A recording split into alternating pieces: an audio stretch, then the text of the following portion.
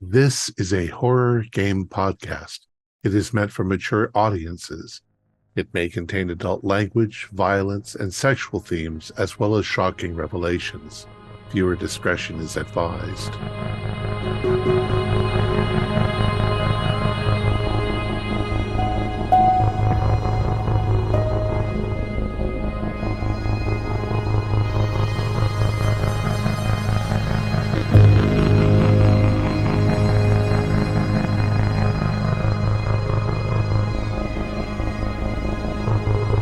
Greetings, fellow investigators, and welcome to our video podcast, Into the Darkness, where my friends and I are playing the Mothership role-playing game. I'm your host, Thom Raley.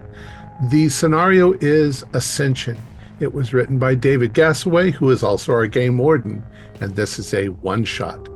Before we begin, I just want to remind folks that if you would like to lend us some support, you can visit our Patreon site. It's your kind generosity that keeps us going. So without any further delay, let's begin our journey into the darkness. David? Thank you, Tom. Our story begins on the space vessel Mary Ann, which is technically a salvage cutter, although the captain, Xander, doesn't like that term. He also objects to the company term plunder, which is when you take things from vessels that are damaged or derelict and don't return them to the owners. He prefers to call himself a gleaner. He's a bit of a anarchist philosopher whose physical appearance indicates that he's been damaged and reconstructed any number of times. And you are the crew of the Marianne, and you spend a lot of your time waiting and scanning and listening to the void.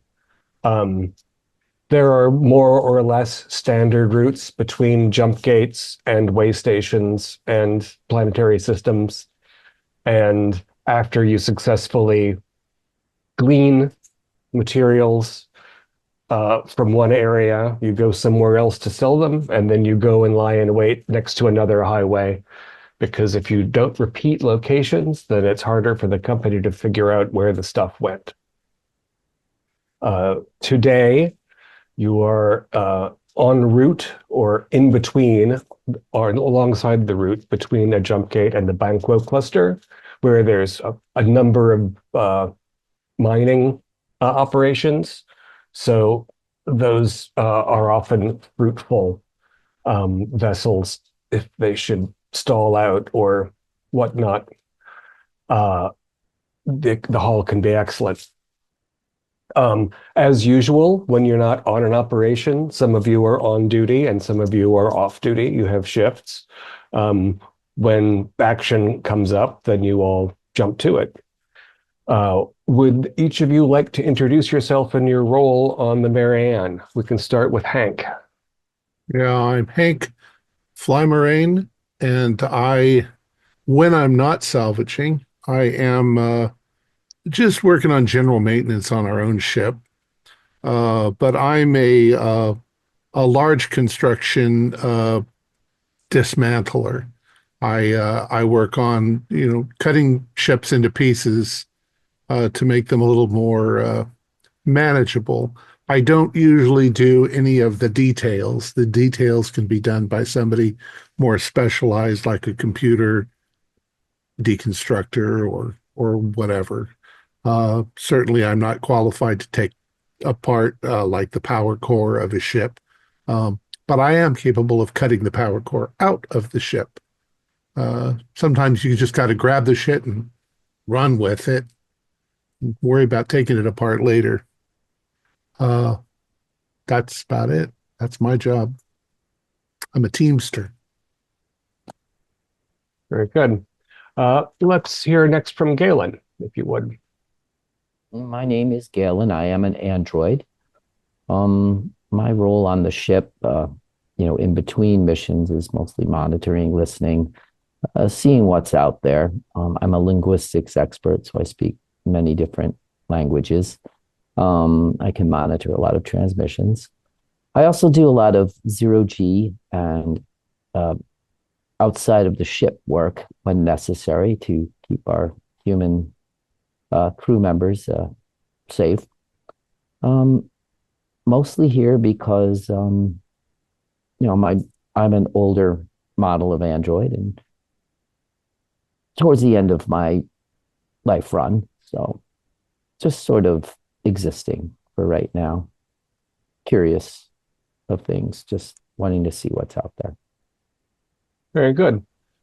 Treat, would you like to introduce yourself? Tret Finnegan.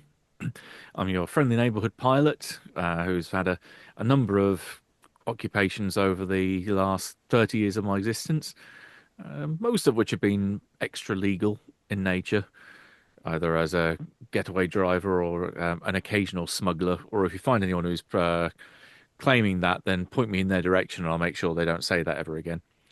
Other than that, fairly scruffy in appearance, one of those types where when it's required for me to be on duty, I've got to be on duty all the damn time. So there's usually a smell of coffee or other stimulant around me.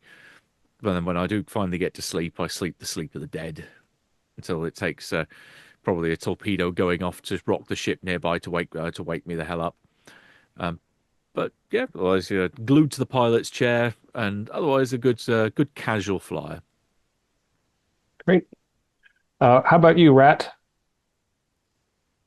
My name is Cassidy Rasmussen, and everybody calls me Rat. I'm a young woman, early 20s, and a pretty talented engineer. And I work a lot with Hank on salvaging materials. And where Hank does the work on the big materials, I do the work on the small materials. So I pull out the high value things like processors and hard drives and stuff like that. And I look through them to see if I can find valuable pieces of data or information that I could sell.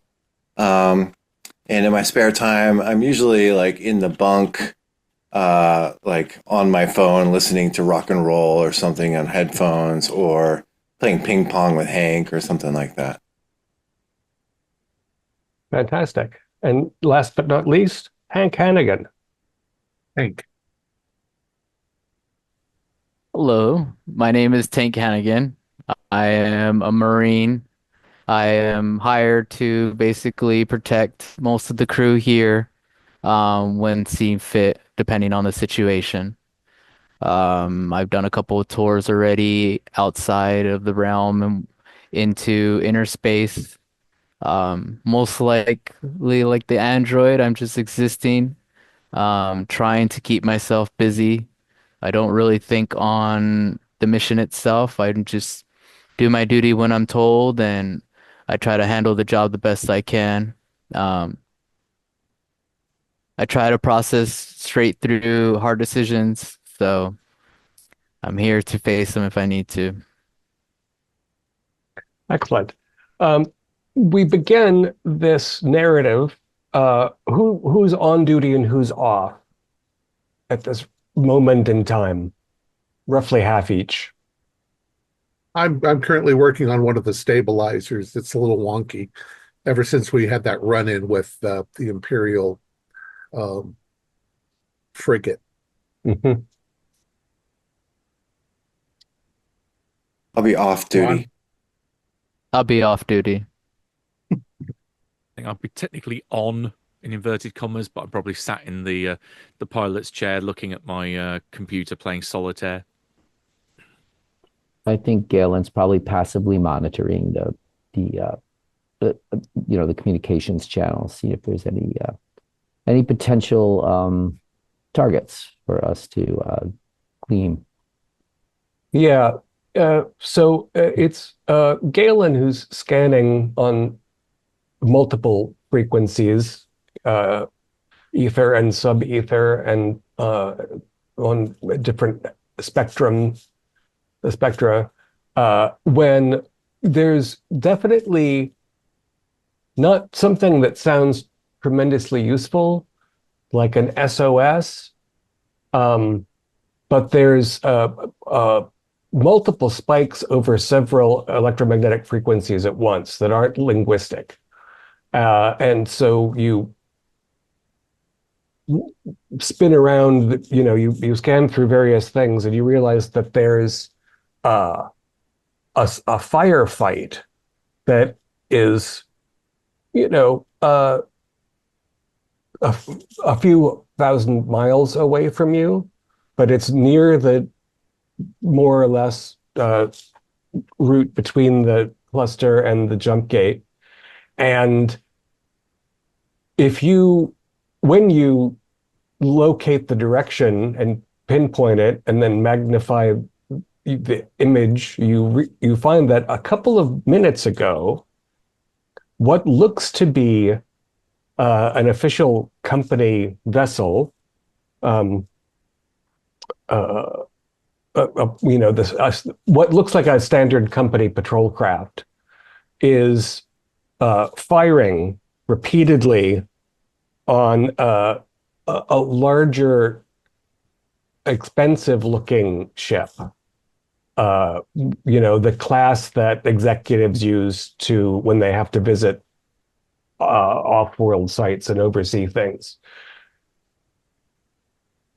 This is extremely unusual, unless, there are, of course, other ways to get rich than being a company executive.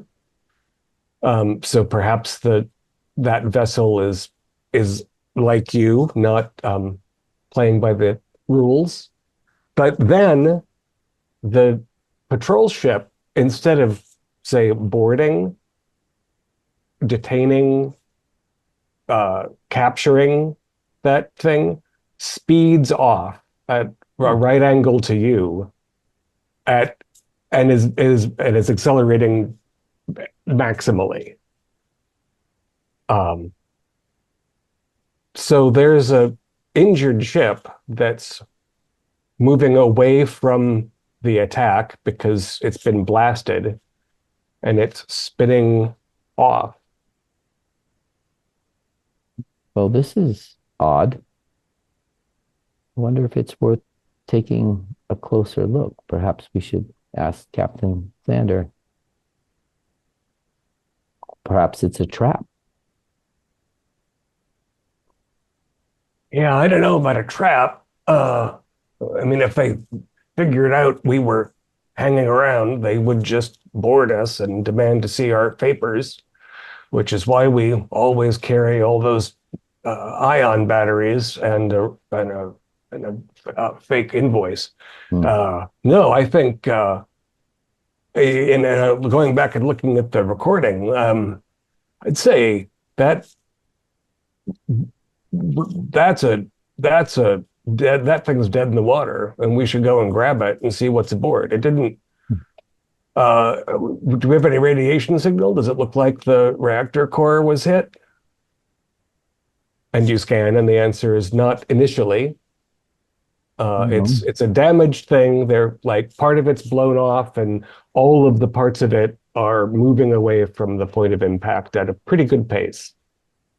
Does it look like there could possibly be life still aboard, people, survivors? You'll have to get a lot closer to try to scan that. And it's a moving target because, inertia. Are we monitoring all communications? Can we hear what you guys talking? I think Galen would probably have made a general, comms bump if anybody's interested. So sure. Weird. It sounds almost like there was some sort of mutiny on board. A bunch of them escaped with one ship, and that's just a guess. I've got my nose stuck in this stabilizer here. It's odd that Treat, could you turn the yaw of the ship to like 3 degrees? Want to see how it responds. Yep. I'll spin my wheel or joystick or whichever interface I've got. Yeah, that's good. That's good. Okay. Yeah, I'm coming up. Sounds good.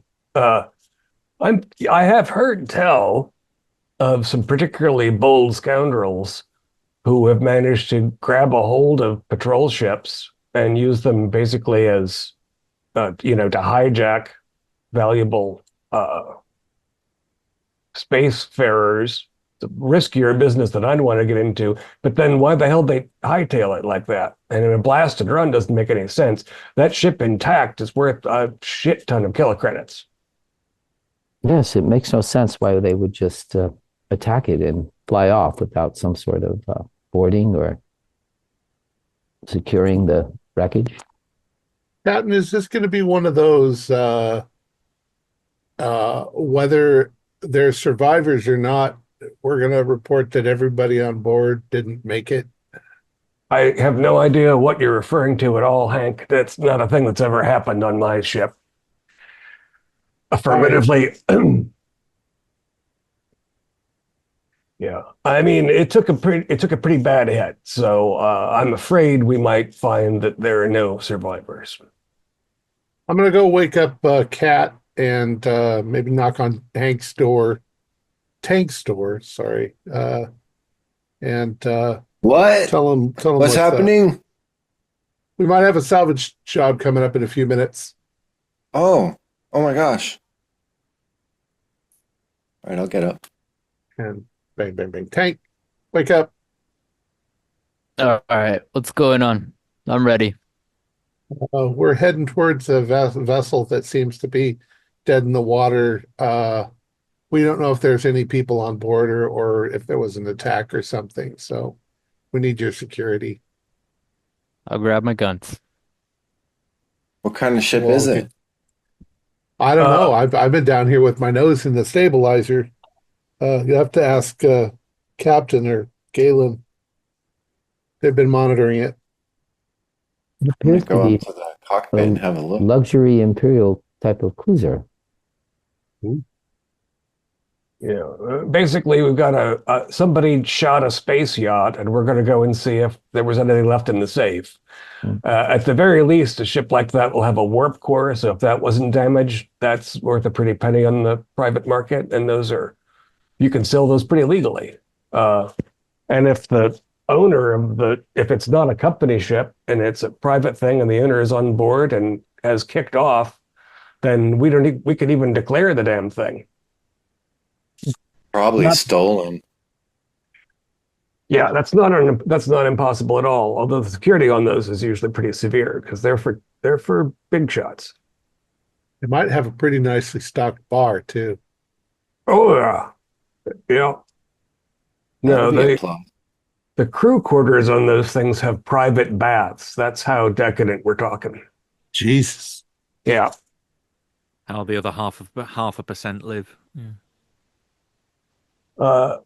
So Finnegan, you can set a trajectory for that, and we're going to need to grapple it and slow it down, the main chunk at least, and while staying out of the way of the pieces of it that are spinning off.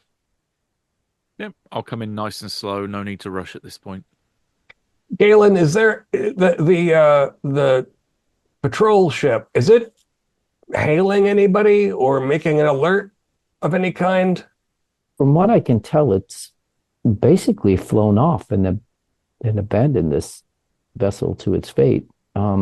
Is there anything else or a roll or anything I can make to find out if there's anything? Sure.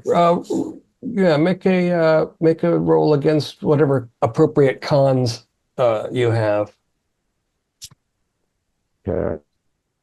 No distress calls from the ship? It's a good question too.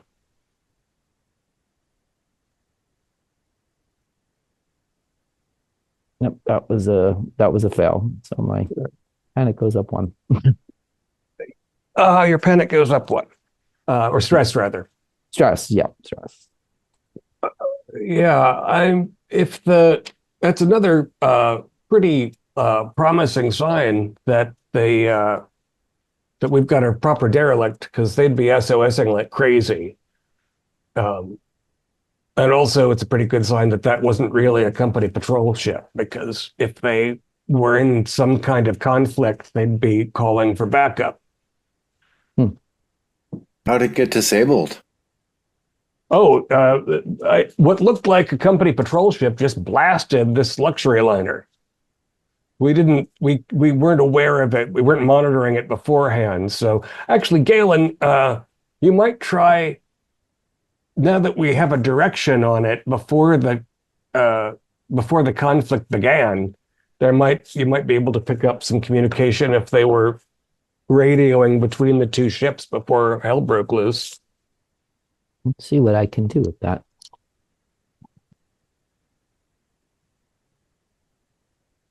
That's a pass. So you focus on the recording before the blasts that interrupted your regular surfing, and there is chatter. You're catching only the tail end of it, though. We only record so far back. We have to keep rolling the tape. There's no indication before the multiple rounds of firing from the patrol ship of anything combative tone. It sounded like there was pretty friendly chatter, just regular. There's something like the luxury vessel. It admits members of what they think, at least, are the patrol aboard the ship, and then there's no radio between them, and then the patrol ship pulls away, fires multiply, and bolts. The time between those events, about a half an hour only. So it doesn't. It's reasonable to think that might be a false patrol ship, and that they boarded under false pretenses and stole something or kidnapped someone or something, and then shot and ran. But it's still, I mean, the only reason not to tow the luxury vessel away, well, it's not obvious. This is a strange event. Perhaps it was a mission where they went aboard, got what they needed, and decided once they had what they were there for, they immediately took off and have left the ship to its fate. We're not going to get fingered for something if we go onto that ship, are we? Oh, I would imagine like the weapon signatures of our vessel are different from the weapon signatures of an Imperial attack cruiser. We would probably be able to argue our way out of it. Also, Galen, are you able? Oh, go ahead. Are you able to scan the crew list on the ship? Now I'd have to interface with the ship's computer. Would I be able to do that from this distance, or No, that'll be a board. thing? Yeah, depending on how badly the systems are damaged. Do I have any sensors that might tell if there's anybody still alive aboard the ship? As Treat gets closer, what you can do is try to catch a glimpse of external markings on the thing, which again is spinning pretty quickly. But you've got good detection mechanisms here. And what you determine is that the craft in question is called the Ascension, and it is in fact a private executive transport vehicle owned by someone called Anya Jacoby Ono.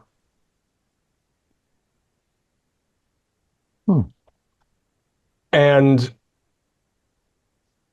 public information about the ship is very limited because it's a private vessel. So anything about the crew or whatnot isn't out there. But Jacoby Ono is wealthy enough to have public information about her. She's basically she inherited a shit ton of money from, in fact, extraplanetary mining, from her extraplanetary mining family, but she doesn't take part in business herself. And she maintains a low profile for somebody who's worth billions of kilocredits. He appears to be a dilettante. It might be a hedonist's paradise on there. Might find all sorts of luxury items well worth salvaging, Mr. Finnegan, using ourselves. perhaps we could get one of those fancy tubs and have them installed on our vessel. You know damn well there's no room on this thing for a bathtub. I never had a real bath before. Water is expensive. It's on the Heavy to, shelf. heavy to carry around. It's generally for drinking, not for bathing in. We're geared up. I'm geared up. So, Treat, you're experienced with these efforts. You pull toward the thing, the biggest chunk of it, tractor beam on it, and then grapplers, and you can slow it down. You can, reverse engine so that the two of you stabilize. Mm-hmm. And you can get a closer look at it. In essence, it's a longish thing with the biggest chunk in the middle, and the front end of it is what got barraged, and that means with a reasonable amount of knowledge of this, what drives around. This thing isn't going to be piloted anymore, and the pilot is atomized. The crew quarters are mostly destroyed. The airlock is severely impeded. I can cut that open. Yeah, the big chunk, the big roundish bit in the middle, which is the luxury cabins, is intact. And behind that, where the warp core would be, appears to be largely intact. And the long tail with solar panels and things wasn't directly hit. All of the ship, though, has perforations of various sizes because all of the pieces that got blown off continued to spit out and hit, there's a lot of shrapnel, in short. So you can scan it and see that it is not leaking radiation at an appreciable degree, nor is it outgassing atmosphere in any appreciable amount. So say whatever atmosphere was in the crew quarters has already been scattered, but the quarters themselves might have atmosphere in them, but you will have to cut your way in. Vinny, if you bring us to that airlock, see the one there on the left? If you bring us over there, I can vault out and grab a hold of that and then cut the door open. We can secure a weld around to keep us airtight. I'm imagining, Warden, that my character is like done so much extra outside G, zero G stuff that, Yeah. I almost, without even thinking, Yeah, EVA is a part of scavenging for all of you constant. to one degree or another. Obviously, Galen's the most comfortable because if he gets a tear in his suit, he's not going to suffocate. But this is not your first pony ride. So you look for a place that on or near an airlock that is pretty intact, so you won't be stepping into something that's short-lived. And Xander points out,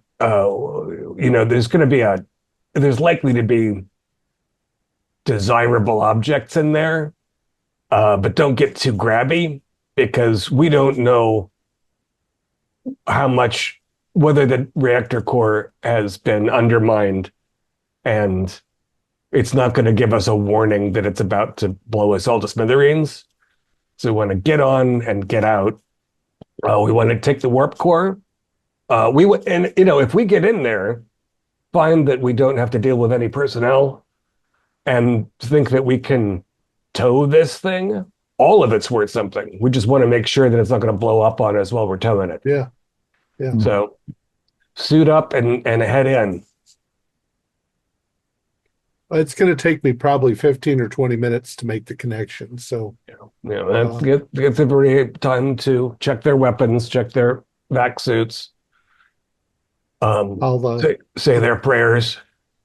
I'll get into our airlock with my gear and then open the outer airlock to space and just zero-G jump over to their ship with some cables or something that the cable attached. And The two ships are pull the in ships lockstep together. now, so you Yeah. can. And then Absolutely. seal the breach and then start cutting open the airlock. Well, I'll try opening it, but it's probably coded and it's an astronomical number to try to guess. But What you attach to is actually a hull, like the area that you would have boarded or left the ship is shrapnel that's still dangerously spinning around. So what you're going into is you're making an entry, you're making a new door from scratch.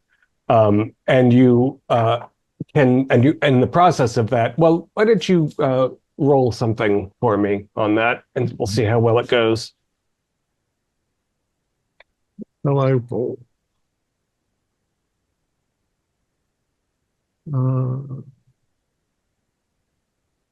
call this jury rigging industrial equipment, mechanical repair. We'll call it that. Mechanic repair is perfect.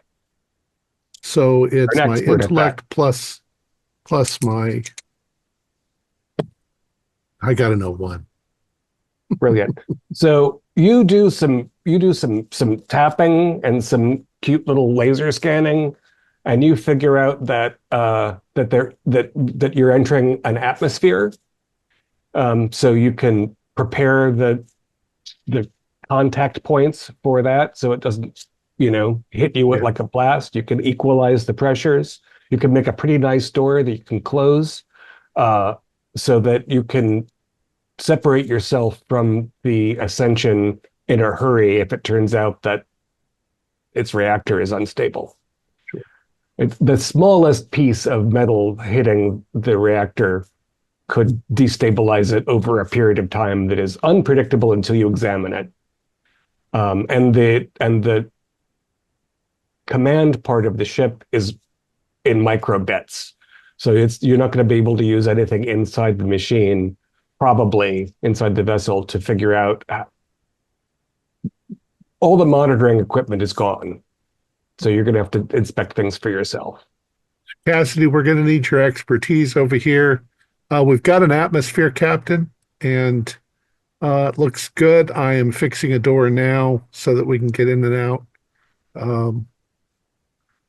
But yeah, if something's wrong with the core, you're going to need somebody who knows a little bit more technical stuff. So that's Cassidy. I got my tools ready. I'm almost suited up. So just let me know when the door is open and I'll head over. Tank should come too, just in case there is hostile people on board. Oh, Right behind you. We're all aboard. We don't have any time to waste. We want to get all the shit we can off this thing. So All right. everybody's on board. All right. 30 seconds and I'll have this door fixed. All right. Let me know when you're ready, and I'll lead first. Right. All right, it's open. All right. Stand here and wait while you guys go through. All right, let's do this. Galen, do you scan anything now? I think the life forms I would have to check. Would I be able to, now that we're connected, or we're just physically connected? We're not like computer core connected, are we, or anything? We're just welded together.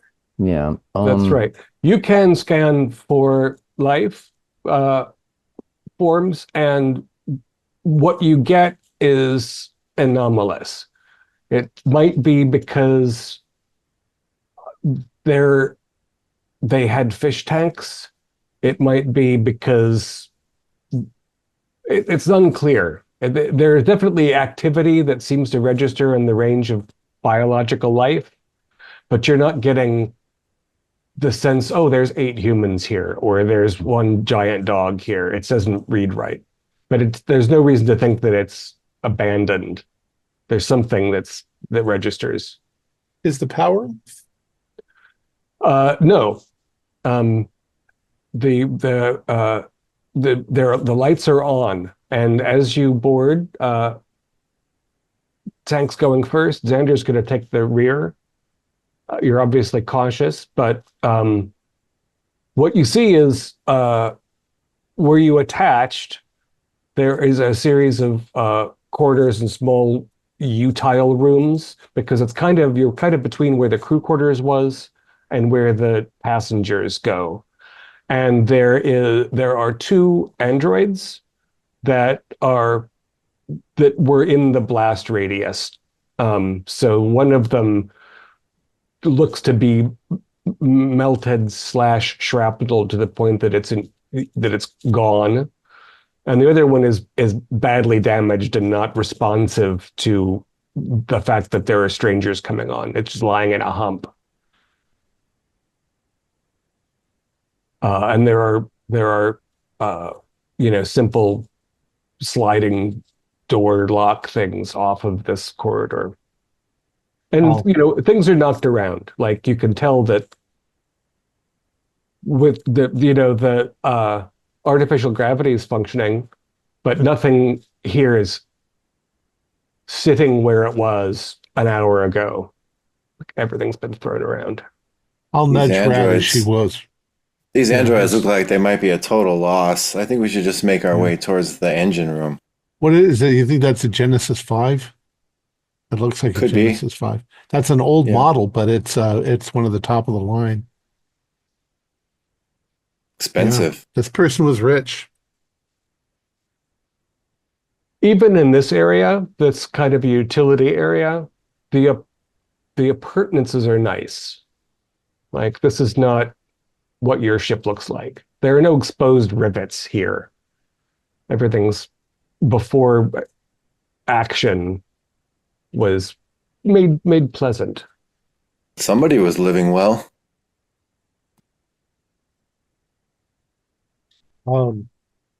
Hey, do we have a schemata of this type of vessel, so we can? I guess I'm asking Galen that. I will see what we have on our computer. I will see if there is something that might be a standard design for this that might be helpful. Obviously, I do not know of any modifications that the owner may have made. Right, yeah. Will help us. So you can draw up the plans for this kind of ship. You know that it's a Sato company ship, and there's a main body type that you can bring up plans for, but it's the kind of thing where anybody who has one of these has modified it to their own needs because they're rich. So you verify the impression that the command center is no longer in the front of the ship, and that basically the domestic area and the rear is what's still there, which includes the warp core and the reactor. But you're not going to get a floor plan for this one. Well, we have a general idea now where these items that we are looking for will be located, but do not have anything that can get us a direct route or anything, because it may be different. But we can take our best guess based on what we see and what we have here. It's also, essentially an elliptical object. So you're moving from what is now the front, with the original front gone, toward the back. Mm-hmm. So you don't need to worry about levels or, complicated routes.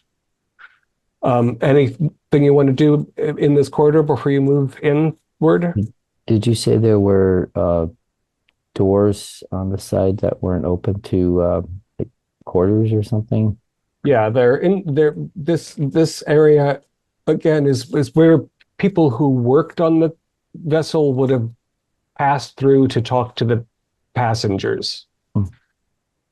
So there are two doors that lead toward the aft of the ship. And the lights are on, and you can monitor the atmosphere is reasonable, oxygen, nitrogen. It's a little cool, but preferences. I'm going to spend a couple minutes double checking the seal of the two vessels for. I've put in a breakaway so that if we have to get away from here quickly, we can just snap off the ship. But I'll do that as they move forward. I'll just check that to make sure. Don't want anybody accusing me of being lazy. I'll double check to make sure there's no salvageable parts from the androids too. The less destroyed android is in a power-saving distress mode, but its intellect might be intact. You might be able to communicate with it, or you might be able to de-chip it, although it's not like one little piece that you pull out. It's too smart for that. I see. So you might drag it. Revive it. Can we remove the head? The primary brain function is in the torso. Oh, okay.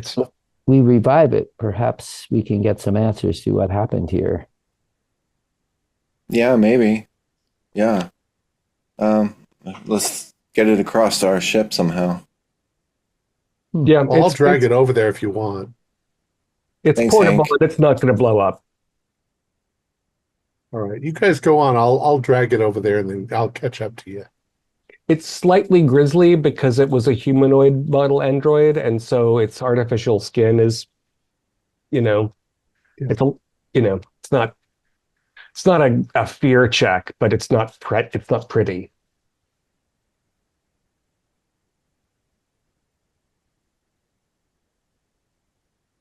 So Hank drags off the 3/4 of the android that was in here.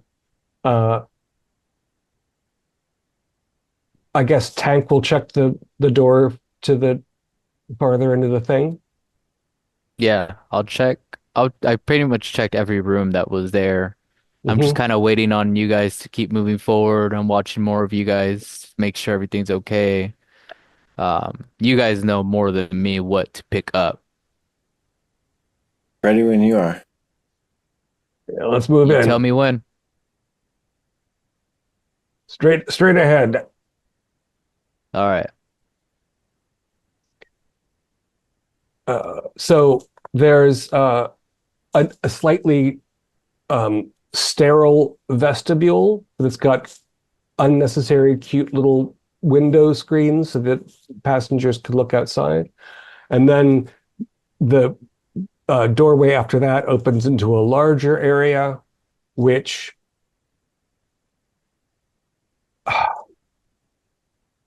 you guys are fairly rough living individuals. So it's kind of annoying to see a carpeted semicircular passage where there were recently potted ferns that have obviously smashed to the ground and whatnot. There's serene artwork on the walls.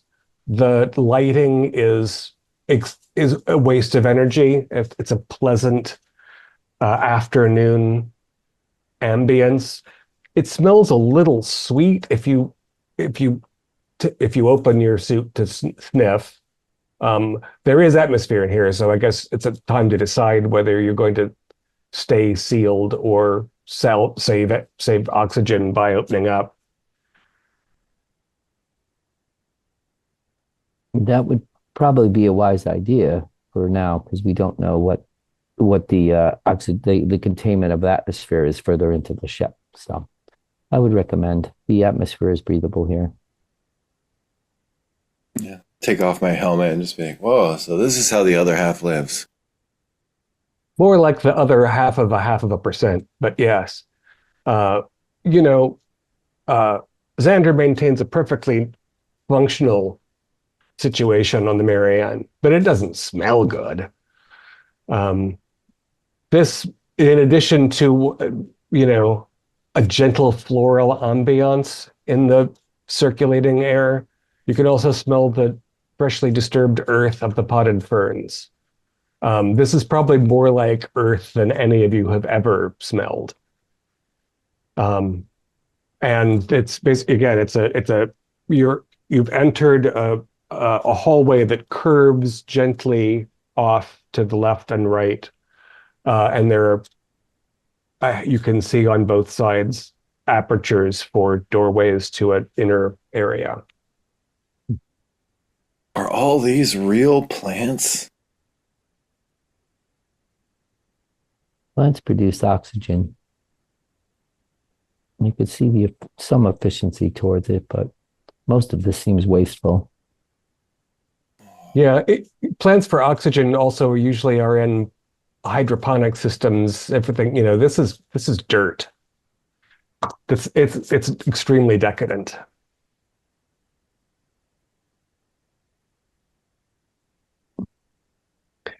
All right, there's nothing to steal here. Move forward. Tank, pick a door. Pick the left one.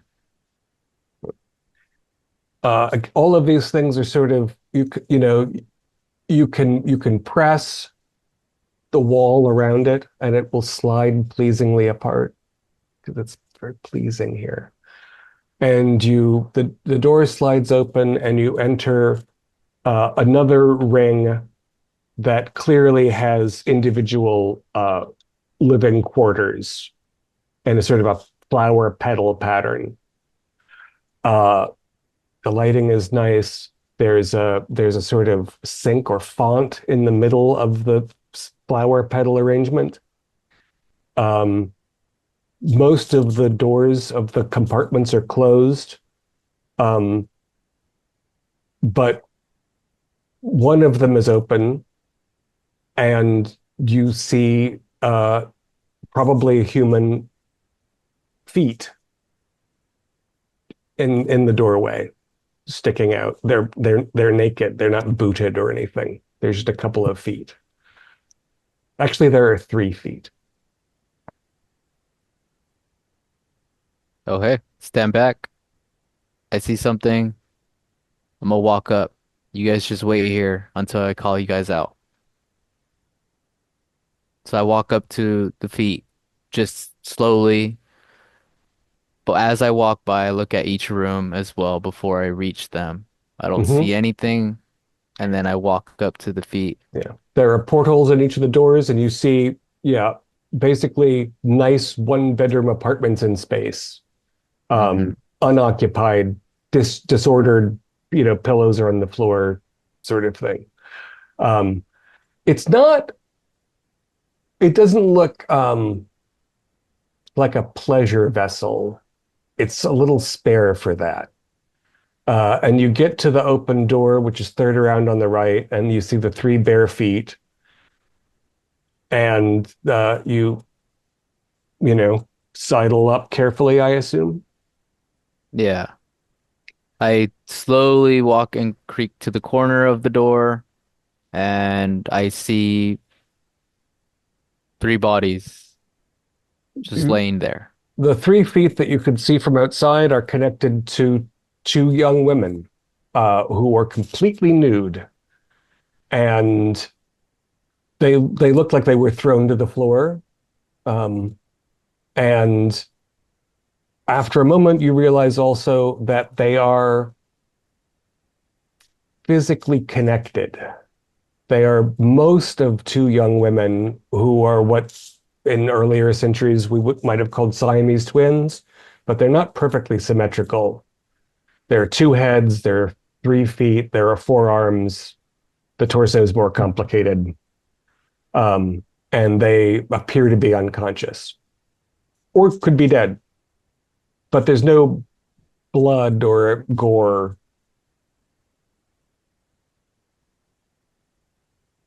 Well, Hey, that's where are something you you don't see every guys? day. I think Tank, you should make a fear check for that. Okay. This is pretty unnatural. Yeah. Where are you guys? What's going on? Catch up, Hank. We got live ones, maybe. It smells I like a French failed. whorehouse in here. I did not pass. Okay, you take a stress. Add one to your stress. I join you. Recoil in horror, perhaps. Jesus. Team Oh Stealth has no. arrived. Yeah. What the fuck Warden, is that? you need to walk up, but walk up slowly. You need to see this before everybody else. Yeah. Galen, Go ahead, Galen. Galen is going to be right behind. I don't think he's too disturbed by it. It's Yeah, not a fear check for but you. but he's definitely curious. Like it appears that these two women have been fused together somehow. He wants to see if he can see anything, like if there was some kind of anomaly or something that caused their bodies to fuse together, or Hmm. this is not, they are not genetically related. I Yeah. can tell that from observation. So he wants to, is there something I could do, like a scan or something, to see if they Yeah, well, what might you have happened? get closer to investigate, and you realize that they are they are alive but unconscious. So that's the first thing. The second thing is that your superficial impression is consistent with any external examination you can make. It's more like they were fused artificially. It doesn't look surgical. It looks like a very bad transporter accident, but that usually doesn't leave anything that's viable Hmm. because things overlap in a way that isn't, doesn't work. There is a larger and a smaller heart. There are only two lungs, and they're breathing. They're not in REM, and in fact, you can see that they're reasonably contused. There are some bruises forming on their limbs and some bumps on their heads. But again, it hasn't been an hour since the attack. Hmm. We should try and Can we get that a blanket or something to put on it? I have one of those Mylar blankets in my stuff, the heat saving ones. I'm covering them more for the humans than myself, just for their sense of modesty or whatever. I think we So, should try to revive them to see if they have any answers. uh, When did we become lifesavers or lifeguards? Well, they are alive still. I mean, they seem to be had some kind of serious accident. I don't know. The whole let's, ship's had a serious accident. I thought no one survived this. that's, I'm afraid, what we're going to have discovered. Yes. Hmm. So I think the less we talk, don't name the farm animals, as my granddad used to say. Hmm. Yeah, but Uh, what could have done that to him? That's I never seen anything like that. I think my stress went up one. I mean, these accidents have happened with transporters before, but there's usually nothing. No, nothing can survive that. This is almost. Not like that. You can't survive your bodies being mixed together like that. the left head snaps up and her eyes open. She's Jesus got Christ. wavy dark brown hair, and she looks up and says, "Strangers, I guess you're rescuing us. Thank heavens. Welcome aboard the Ascension." Me being startled and stressed out already, I have my gun pointed at them and ask, "Who are you? And what happened here?" It, and one of the three arms comes up in a pacifying gesture, four arms, and she says, "I'm Sister Katya. This is the Ascension. This is a spiritual exploration vessel. We're under the command of Mother Anya Jacobi Ono. We've been attacked for no reason. I hope that you can take us someplace safe. You are very Where welcome." were you originally heading to? Well, we have been following the Mother's course for a number of years, attempting to make contact with the highest one, and we have. I'm going to Who's grab attached to Cassidy's you? arm. Sorry, Hank? I'm Yeah, going to grab Cassidy's arm and say, is that human or is it a robot? Because she's really cheery for the yeah, situation. I imagine that Cassidy was probably in the back, and the whole time she's like, "What's happening? What's happening? What's happening? I want to see." And everybody's like, "Don't look! Don't look! Don't look!" No, I And pull her then forward. they start talking, right? And then I finally see. I'm like, "What happened?" To answer your question, kind sir, this is Sister Itala. Wake up, Itala. And she sort of gently slaps the cheek of the person she's attached to. And that person, starts to try to come to. How have you two become fused together? Is this a recent development from the attack, or has this always been? You were a synthetic person, are you not? I am. We have always been one, but all of us are one. All of those of us who are Homo sapiens are one. This iteration is recent. You should find the other sisters. Do you know how badly the ship is damaged? We must get Mother and the highest one. We must save them. My head hurts something awful. And then the other head sort of finally blinks and says, "Oh, what an awful thing. What an awful thing. You're kind of on my, can you move your foot? Thank you. Strangers, we have been cruelly attacked and need to be taken to safety. How many sisters are there on the board? We are 6 sisters and the mother. We're a spiritual vessel. Is this the sisters' quarters? We have our own.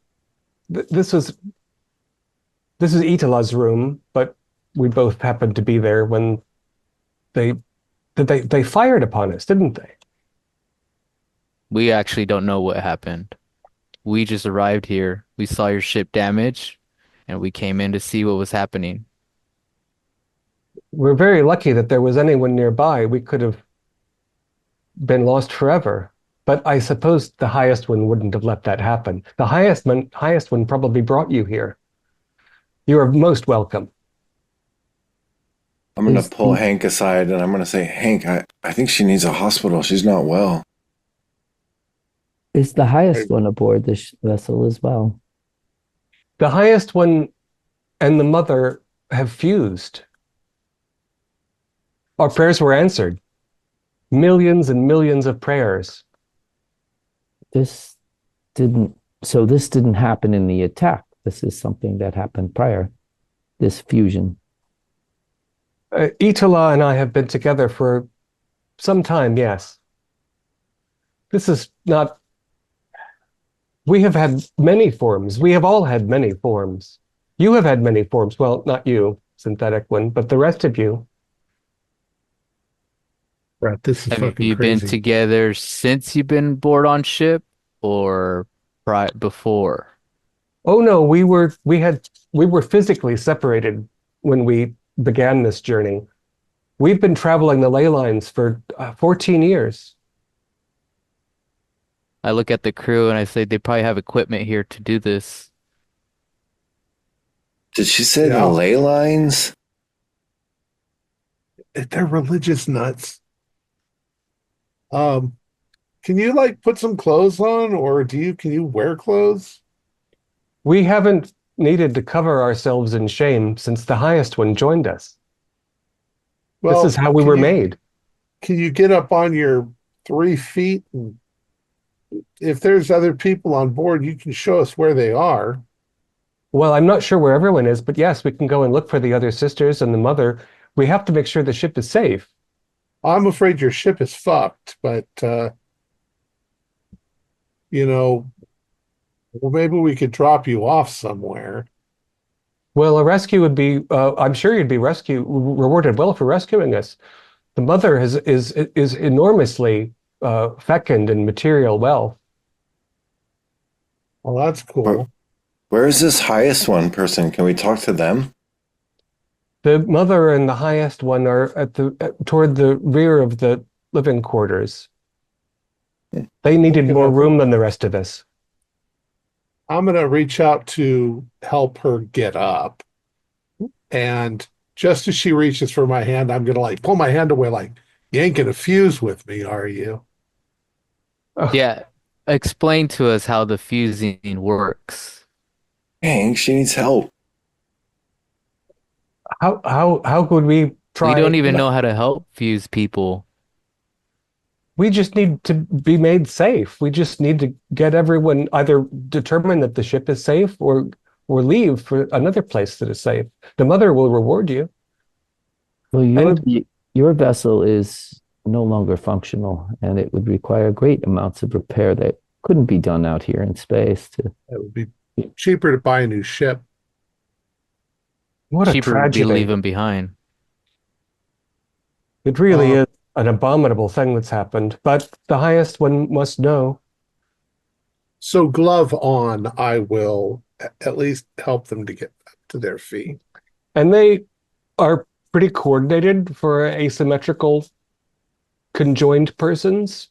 And they take Galen's mylar blanket for your comfort and sort of wrap it about themselves and come to their feet and say, if the ship is, if the Ascension is, as you say, fucked, then we really should evacuate all of the sisters and the mother and the highest one. Please, if you'll follow us, we know the ship well. I don't know where the sisters were when we were attacked. Do you remember anything before you were attacked? The company authorities responded to an erroneous report. We don't know from whom. They told us that they had reason to board and inspect the Ascension, and being, fully law-abiding, and in fact, if we may say so, spiritually enlightened community, we had no objection. The strangers barged around, behaved erratically, were unkind and confused. We tried to take them to Mother, who is, after all, the authority, and they fired multiple shots inside the Ascension, which isn't safe at all, stampeded off, and then I can only assume from what I remember before hitting they each touched a different bump. They attacked us. It's unwarranted and illegal and senseless. But we're very, very lucky that you're here. The highest one must have brought you to us. I'm going to lean into. Go ahead. I want to take either Captain Xander or I just aside and say I believe that they were attacked because this is some kind of what they were probably horrified by what they saw and decided that they needed to destroy this. So that explains the attack. Only partially. The thing is that if it was actually a patrol ship, they should have impounded the damn thing and taken them off to be tried, or gotten a fat bribe from the woman who owns this thing, who's worth rich as Croesus. My figuring now, though, is that we might actually make more money out of it if we can rescue the rich bitch than if we salvage the warp core. I mean, I think we can do both, Cap. I think we can do both. I think they'll realize their ship's useless at this point. Yeah, we can take the salvage and get a hefty reward. Yeah. But let's not dally about. In fact, if somebody wants to go ahead and look at the reactor and make sure that we're not on a time bomb, I mean, maybe the girls can show us. I'll go Cass back and there. I can do that. Yeah, we can go check. I'll check for structural damage, and Gas can check for if the system is working. You Yeah, both have we'll do that. weapons, right? Oh yeah. No. Well, No weapon. I got a big old fucking blowtorch that All right. Miss, laser gentlemen, welder. Yeah, I've no got one. a. Why would anyone need weapons? This is a spiritual vessel. You Well, were we don't know attacked. if you're bad if the bad guys, some of them are still here. Oh, It's a pretty big vessel. that's We're just gonna terrifying. go we're just gonna go check to make sure your core isn't gonna explode at any point. And why don't you take the captain and the others to meet the mother or your mother or whatever? Is that that's you said Anya? Is that Anya Ono? Hmm. That's right. Yeah. Yeah. All right. So We'll watch the corner, guys. Hank and Rat, you would figure that since the um,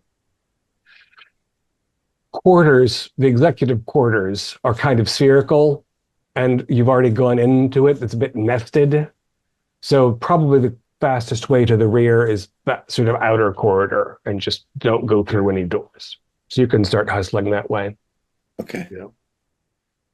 In fact, within the first like 20 paces outside of this room, like there's a little whistle, and you recognize that there's a microscopic hole in the hull from some bit of shrapnel. So this eventually will decompress, but right now you could put chewing gum on it. Yeah, Rat, do you have any chewing gum? I do probably, yeah. Yeah. Always comes in Yeah. handy. Yeah, I'll I think just it's take here- some out of my mouth and stick it in there. It's here kind of behind this panel, but I think we can get Yeah. to it. And it's not huge. Won't last forever, but it'll give us some time.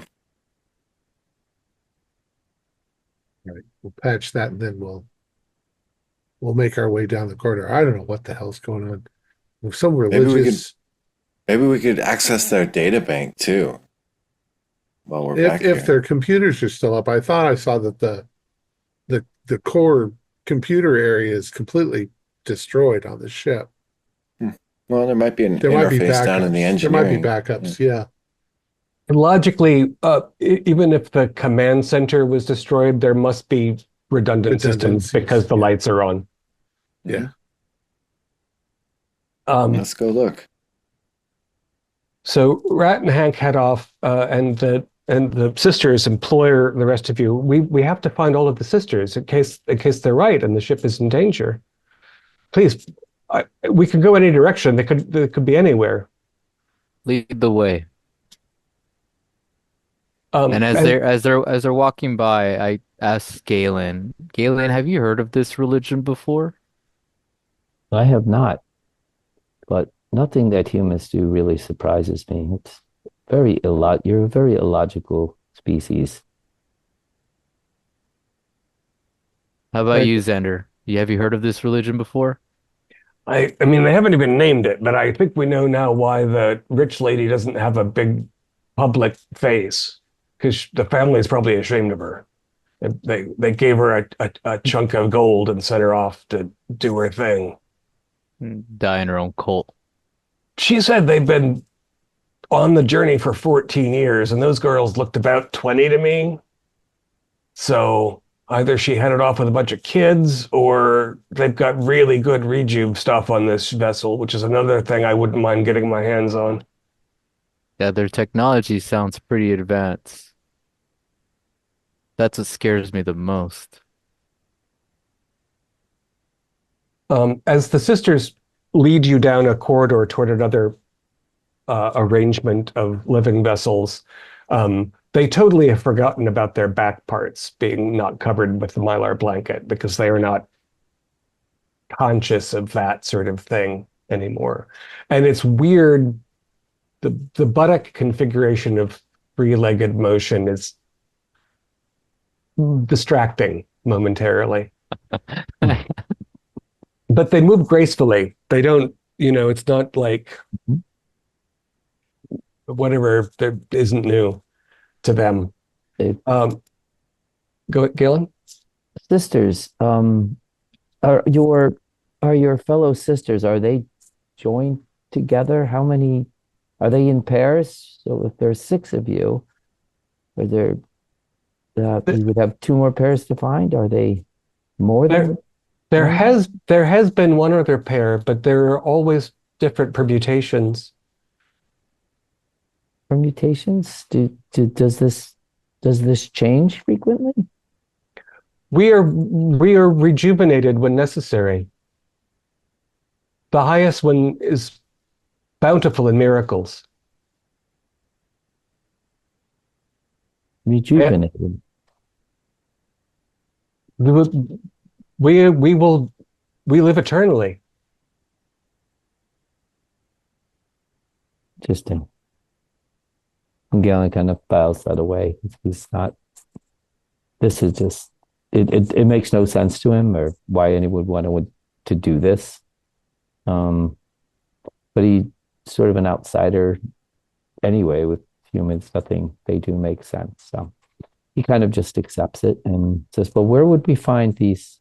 Where would we find the other sisters? Can you lead us there to where you think?" Yes, they could be anywhere. We were going about our regular duties, and the sisters head into another pod, another little circular arrangement of living cubicles, and they're sort of willy-nilly. They're not anxious about. They're not expecting a bogeyman. They're just opening doors and looking at and moving on. And fourth door around in this next little circular wing, they open it. They press their palm and the door opens and they say, "Oh, Sister Marjoram, we found Sister Marjoram." Then they hurry inside. And I guess Tank's again going to lead in. Yeah, I lead in slowly and cautiously. Again, there's my hand a disordered sleeping area. There are some there are oddly enough some like river stones on the floor, and the bedclothes are disordered, and Itala and Katya are leaning into the little private bath cubicle and saying, "Someone will have to carry Sister Marjoram."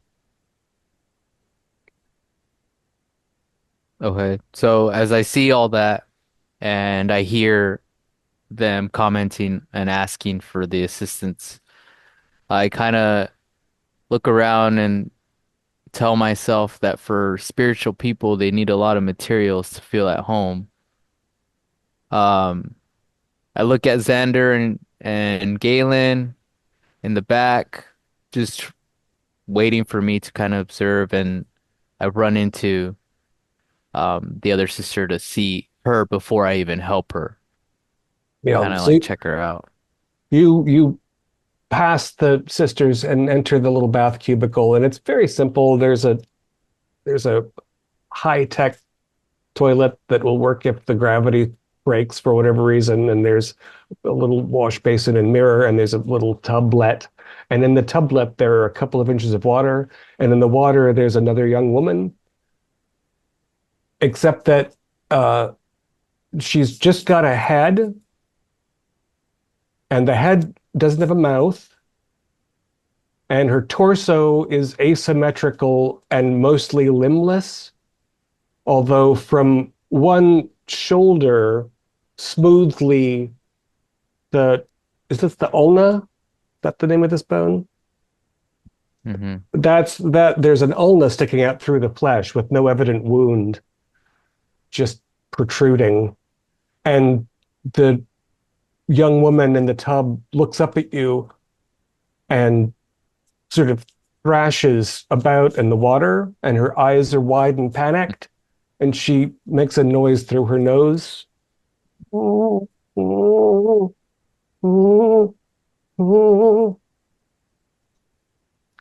And Okay. Katya says, Uh.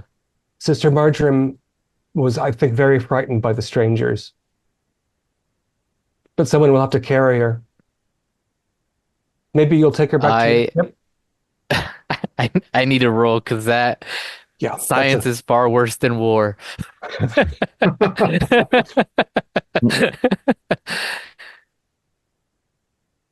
Okay, I failed that one too. okay. We're gonna start having panic checks soon. It'll be Yeah. fun. Yeah. Hmm. Okay. So, treat Galen. Are you I squeezing think into the bath cubicle or?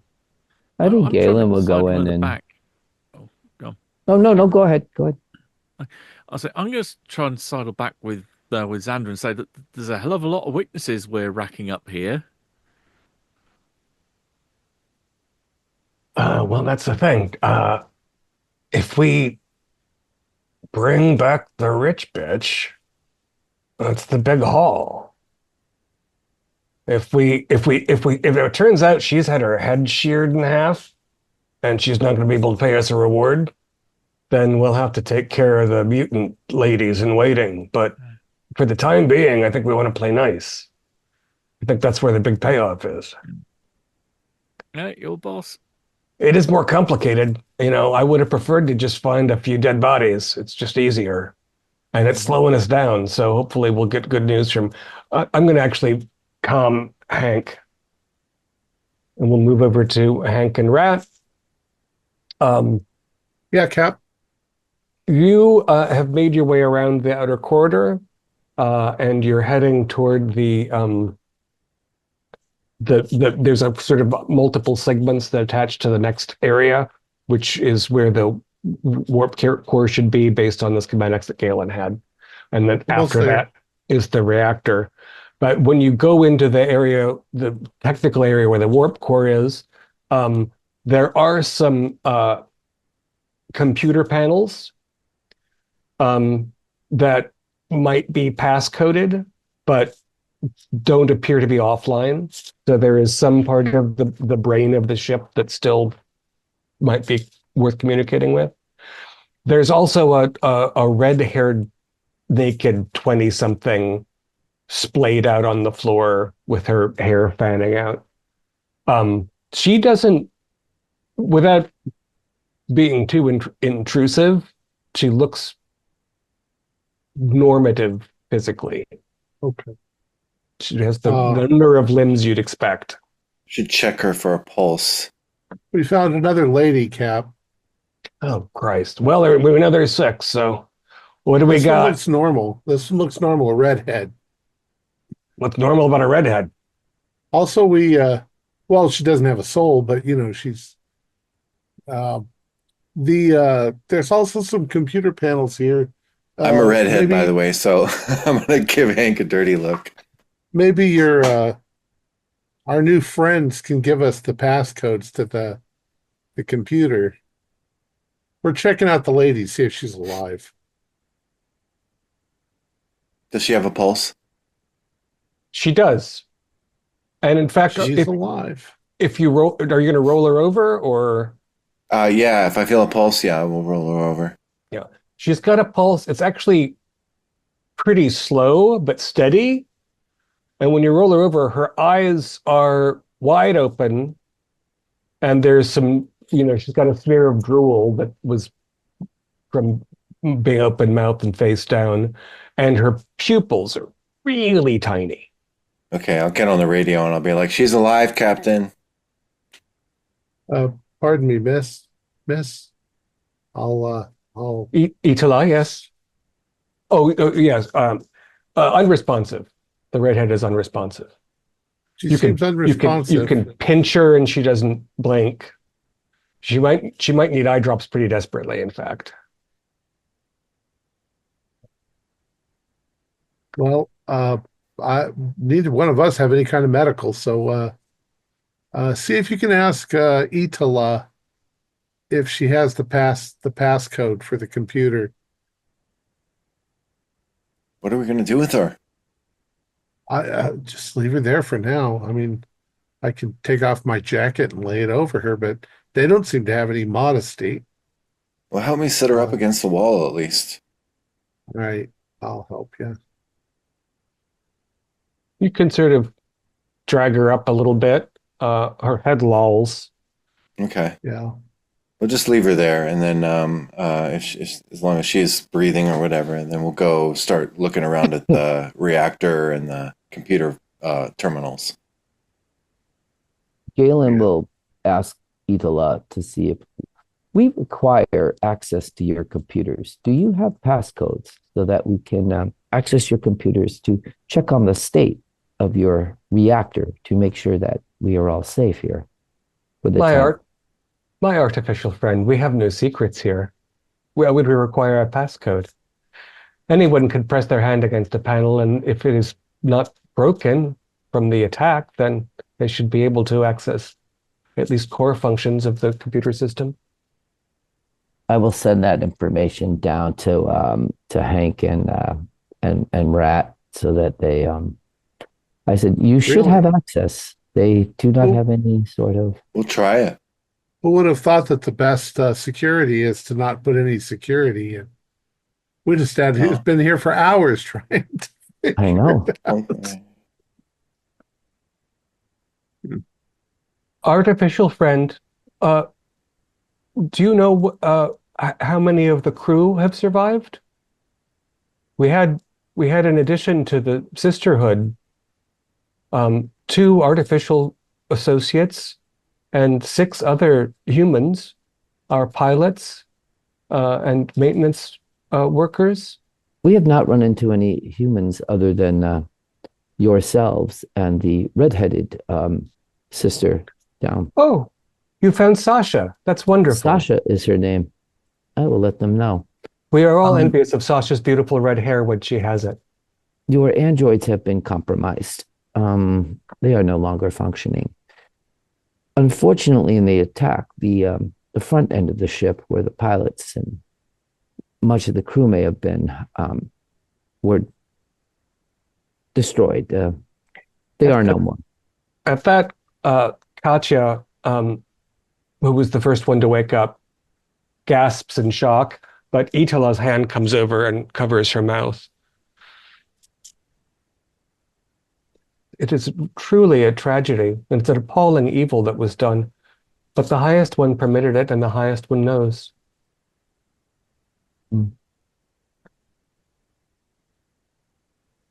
I do know what to say. I do not know what to say to that or why they would have attacked you, but we must find the other sisters so that we can work on finding a way to get you all and the mother so that we may get you all off of here safely. Yes, we must hurry. And you go into another set of living quarters. Again, things are in disarray. There are cute little objects around. There's an origami swan on the floor. Some of them have different, seem to have different colored choices for their lighting situations that are still operable. And you go into another one, and as soon as Itala,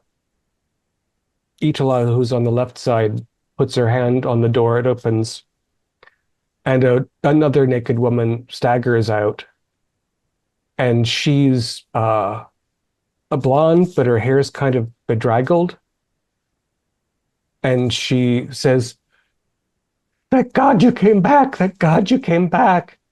You've got to destroy it." And the conjoined sisters reach out and say, Denton, shh.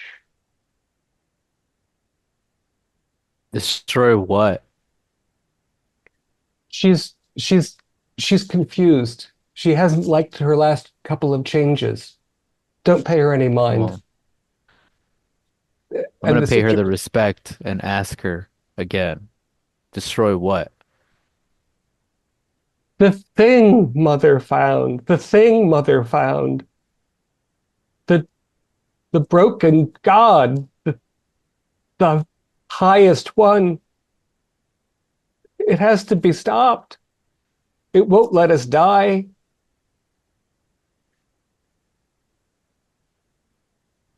Think a fear check would be a reasonable response. Yeah, yeah.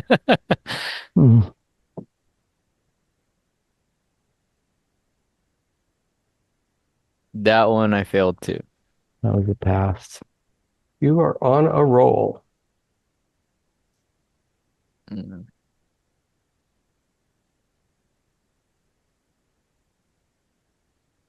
I don't think So we can trust any of these people. They are clearly insane, all of them. We're already having two different stories. It Things are seems, getting mixed up now. it seems the they are having a schism own within their own spiritual religion. the conjoined sisters seem really concerned about the blonde lady, and they're sort of, gently rubbing her arms and shushing her without touching her and cooing at her a little. And she, like, her eye, she looks at each of you in turn and says, "He'll do it to you too. He'll do it to you too. He doesn't understand." And she pushes past Katya and Itala, and she says, "This is how it is." And she takes her bare right hand and she reaches down and she plunges her hand into her upper thigh, and it pushes through like it's a jelly. And she grabs a handful of her thigh muscle and pulls it back out, and it twitches and blood pours from the rupture, but not like she was knifed, just like she has an opening now. This is how it is. Okay, so when she does that, I immediately draw my gun at her. I tell her to stand back and ask her in a way, what do you mean this is how it is? Stay where you're at. What do you mean by that? And she looks at your eyes and she looks at the gun and she says, "Please do it." And she's And clearly, not with it. me staring straight at her, I kind of, while I'm staring at her, I yell out at Xander and be like, is this worth it? Should we still carry these people or should we just get the equipment and just leave? I don't want to piss off the boss lady, but maybe we can subdue Blondie. Did anybody bring tranks? No, I didn't bring, I'm here to kill. I'm not here. No, I was not expecting to Captain subdue Xander, things. Captain Xander, I believe that these women may be exposed to something that they're calling that elevated, the higher one. I believe it might be some kind of dangerous mutagenic sort of being that's causing them to go through these things, and it has obviously affected all of their minds. They are quite insane. Um, I Yeah, don't. how do we I have know? to agree with Tank that it may not be worth it to continue on.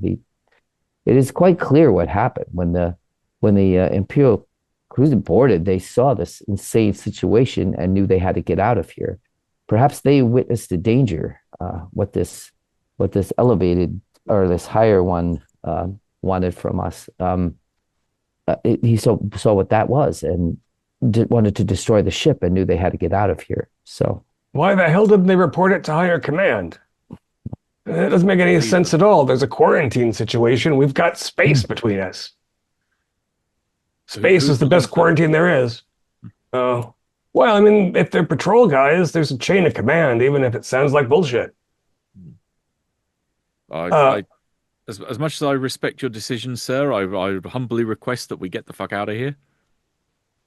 Uh, yeah, the bleeding lady is too much for me too. Uh, Maybe we can exit and then cut off the useful bits from outside and not dilly-dally. Yep, Yeah, I'm I'd already rather backing up get at that some point. money than no money.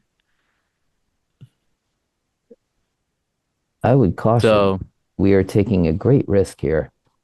We may get no money and not be able to continue on pursuing money. It might be best to just cut our losses and leave here. This is not a typical or normal situation.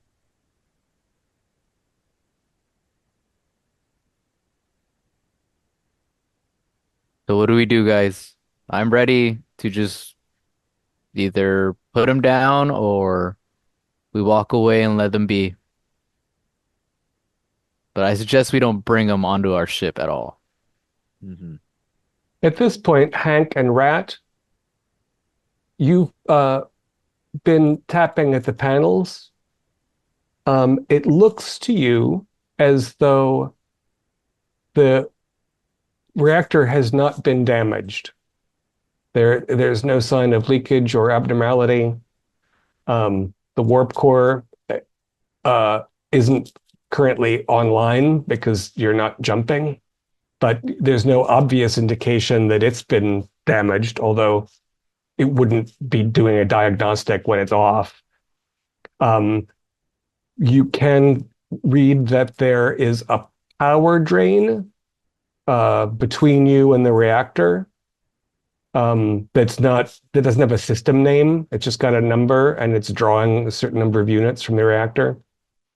And so you're feeling pretty good about the towing this thing. And then the redheaded lady wakes up and just screams. And it's the loudest, bloodiest, most sustained scream you've ever heard. Oh my And God. I need everyone on board to do a sanity check. Okay. I think my stress also went out. We want to roll low, right? You want to roll under, yep. You want to Okay, roll I failed. under doubles. I failed. I think Cassidy and I are. Yeah, right in the Fail. right there. All right. Oh, and by the way, Tank and Treat, since you're with Galen, you have a disadvantage on a sanity roll. Or is that fear when you're with an android? It's I believe it's fear. It's Yeah, never mind. That's right. Plus, also, so isn't there something fear, if Tank panics because he's the military, everybody gets afraid? Or yeah. So I'm sorry. So Hank failed, and yes, Galen I failed. We both yeah, failed. failed, and Rat failed. Failed also, yeah. Yeah, I imagine just before she starts screaming, I probably radio the captain and say, "Good news, Captain. I think we can salvage the core." And then all of a sudden she starts, "Ah!" Yeah, she sat up from her slump on the wall, and her eyes pinned you, and she let out this wail. Treat, Tank.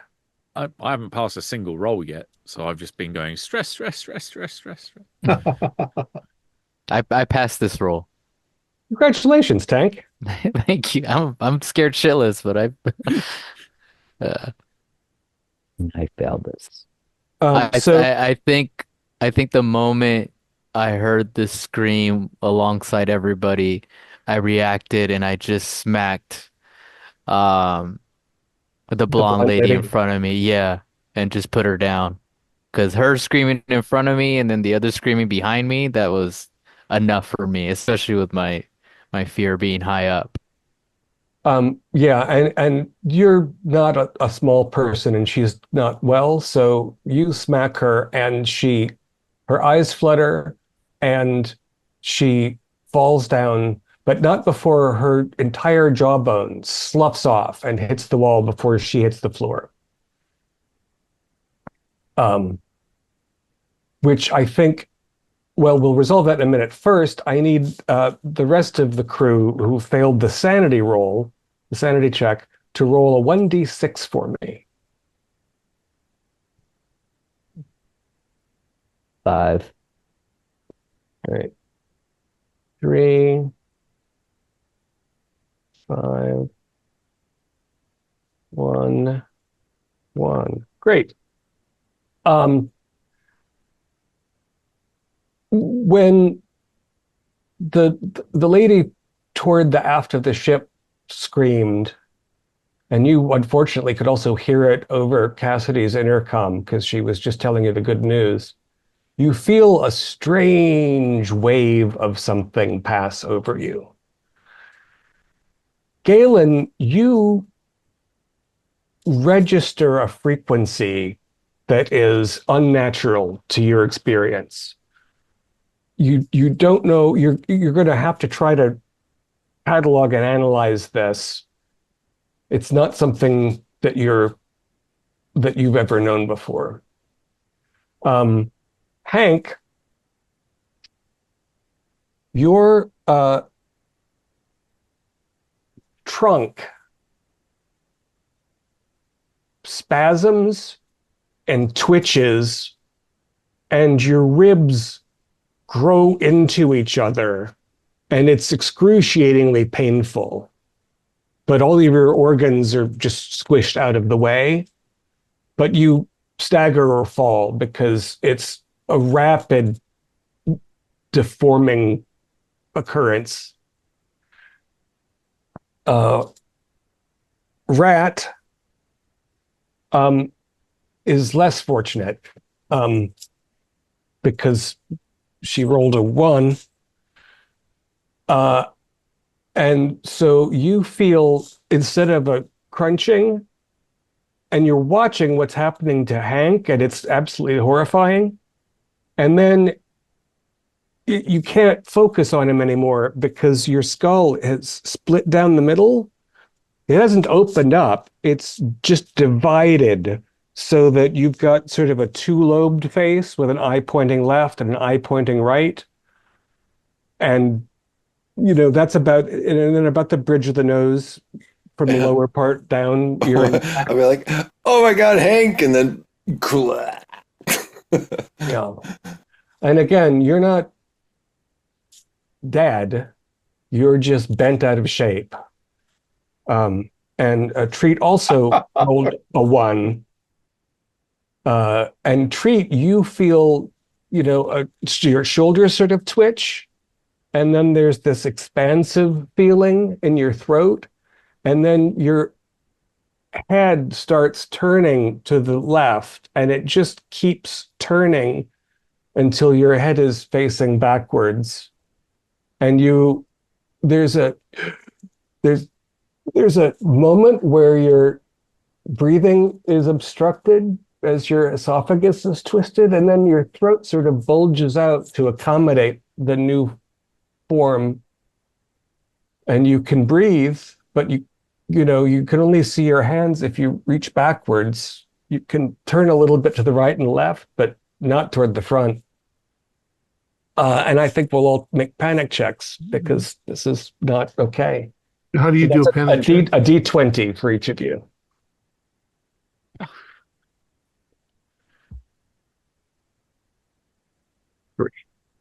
And 19. then oh, I got 19 too. This is the one time where you want to roll high. And does that, what does the stress level do with panic check? You want to roll over your stress. Over it, right. Yeah. Oh, So the 19s are good. Who else? The 3 is not good. nope. The 6 is not good here either. The 6 is not good. I rolled a 4 over 3, so I passed just barely. Good. So, Hank, you are now jumpy, to say the least. Your stress goes up, and you drive Rats up 2. Cat sees your response when she manages to turn ahead, and that pushes her, and you're not going to respond calmly to anything. Yeah. Treat, you are frightened, so you do a fear save. See if I can continue my losing streak. And yep, that's a fail on that as well. Okay, so that's 5 more stress for you. Okay. Or is it D5? Sorry, it's D5. D5. Okay, so that'll be half a d10, 4. So that puts me on 10 stress. Yeah. Meanwhile, Sasha, Katya, and Itala have bent over Denton's body, and they're trying to they're pushing her back together, and it's somewhat effective. Like they mush her thigh around the open wound she made, and it kind of seals up. And they take the fleshy jawbone from where it landed and they settle it into her unconscious skull, and they're sort of rubbing it and caressing it and murmuring prayers under their breath. They're unfazed. Let me see how Xander's doing. Oh, yeah, Xander's like, we have and he lifts his right arm and he's got 2 more elbows than he had a minute before. And he sort of switches it around experimentally and is like, yeah, I think this is more than an evacuation. We've got to undo this if we can. Galen, is there a virus that we didn't detect? What the fuck is going on? I don't know, but when that scream happened, I detected a very bizarre a frequency that I've never encountered before. I want to analyze it. I may have to go back to our ship. Might have something to do with this, some kind of weapon that's causing these mutations and things. It seems our crew has now been affected, but my recommendation is that we just abandon the whole mission, get on our ship, leave these people to their fate, and go. Yeah, if we evacuate, though, what are we going to do about this?